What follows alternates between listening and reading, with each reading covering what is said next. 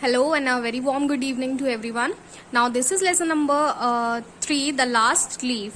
We have already completed the 2 chapters. Before there one poem is there. We are leaving that poem after this chapter, or in July or August we will complete that poem, because we have already completed one poem. If in your exam a poem is coming, then that one will become okay.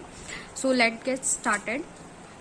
On a late spring evening, Jonna Gaines from San Francisco, Sebastopol, was looking for a place to sit where with her tray of food in hand in a small cafe in the village of Greenwich, located in a small district just west of the Washington Square in the New York City. The small cozy residential community dated back to the 1820s. Today in 1899, this place was replete with many colorful restaurants, theaters and shops, dotted still with beautiful old brick houses here and there. Budding artists generally came and settled down here because of its quiet and peaceful atmosphere and apartments that were available on low rent.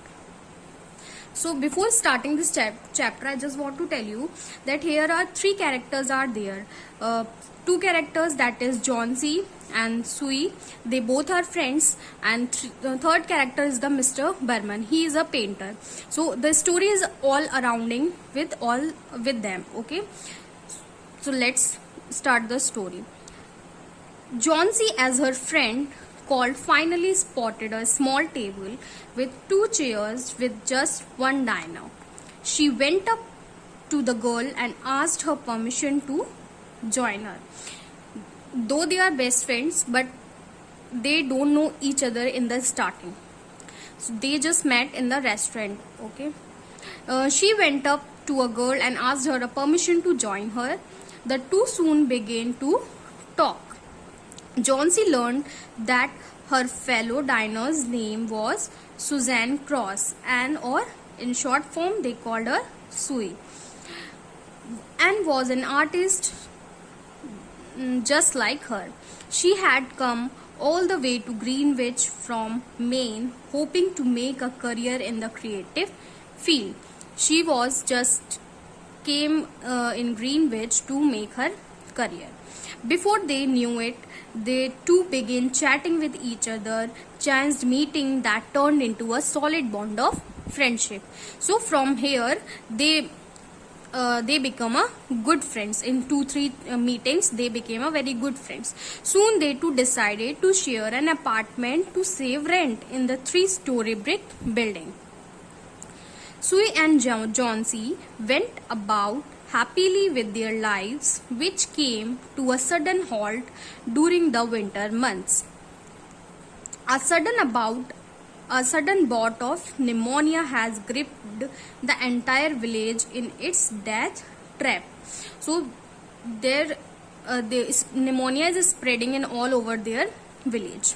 Johnsy from sunny California fell prey to his deadly disease. She was too weak to move or eat and kept starting at the blank side of the next brick house, though the small window panes of her room. So Johnsy has just fallen from pneumonia, which because she is very weak in immunity. One morning, as the doctor came to visit, he informed to Sui that Johnsy had lost all the desire to live, which had brought down her chances of survival on a scale of 10 out of 1. Means doctor came in one morning, then he said that the Johnsy has fallen out all the hopes to live. So means there is only one chance of her survival. He inquired whether Johnsy wanted to do anything in a particular in her life. When Sui informed him, Johnsy had always wanted to paint the Bay of Naples. The doctor rubbished, harboring such desires, and asked Sui, "Does she have a man in her life who can instill some hope in her?" Doctor said, "Is there any man in her life in which that man can help her?" "A man, doctor? How can a man help?" "No, there is no man in her life," said an exasperated Sui. "Well, find her something, give her something to look forward alive." And saying so, the doctor left, leaving a clueless Sui trying to find ways to help her friend. She went into her workroom and cried for some time. A few minutes later, she gathered herself and went to Johnson's room and found her counting 10, 9, 8, and 7.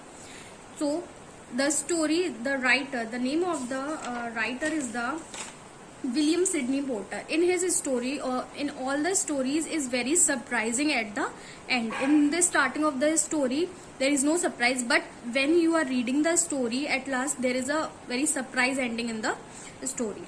So she's just counting the leaves that is behind, that there is a tree behind her window, and she's always counting the leaves from the tree. Why